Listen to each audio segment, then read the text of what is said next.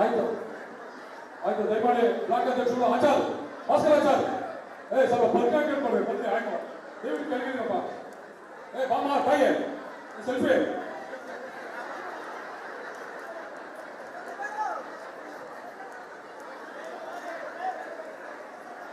ಬಂದ್ರಪ್ಪ, ಆಯ್ತು ಬನ್ರಿ ಬನ್ರಿ, ದಯವಿಟ್ಟು ಬನ್ರಿ.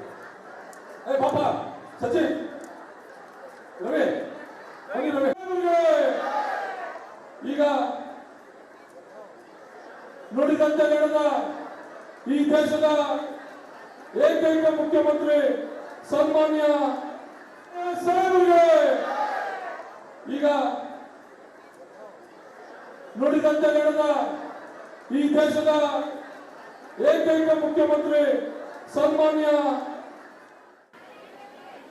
ಬಂದಿರತಕ್ಕಂಥವರು ಎಲ್ಲರೂ ಕೂಡ ಸ್ವಯಂ ಪ್ರೇರಿತರಾಗಿ ಬಂದಿದ್ದಾರೆ.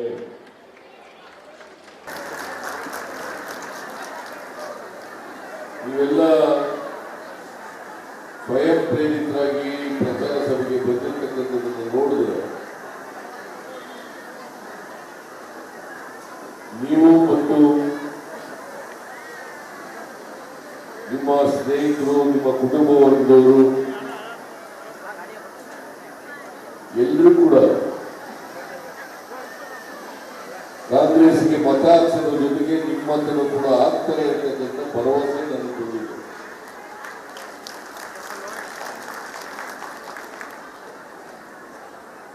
ಬೆಂಗಳೂರು ಉತ್ತರ ಲೋಕಸಭಾ ಕ್ಷೇತ್ರದಲ್ಲಿ ಮೊದಲನೇ ಬಾರಿಗೆ ನಮ್ಮ ಪಕ್ಷದ ಹಿರಿಯ ಕಾರ್ಯಕರ್ತರಾದಂಥ ಪ್ರೊಫೆಸರ್ ರಾಜೀವ್ ಗೌಡ ಅವರನ್ನು ನಿಲ್ಲಿಸಿದ್ದೀವಿ. ಇವ್ರ ತಂದೆಯವರು ಕೂಡ ರಾಜಕಾರಣದಲ್ಲಿದ್ದರು, ಇವ್ರ ದೊಡ್ಡಪ್ಪರು ಕೂಡ ರಾಜಕೀಯದಲ್ಲಿದ್ದರು. ಇವರು ರಾಜಕೀಯ ಕುಟುಂಬದಿಂದ ಬಂದಿರ್ತಕ್ಕಂಥವ್ರು.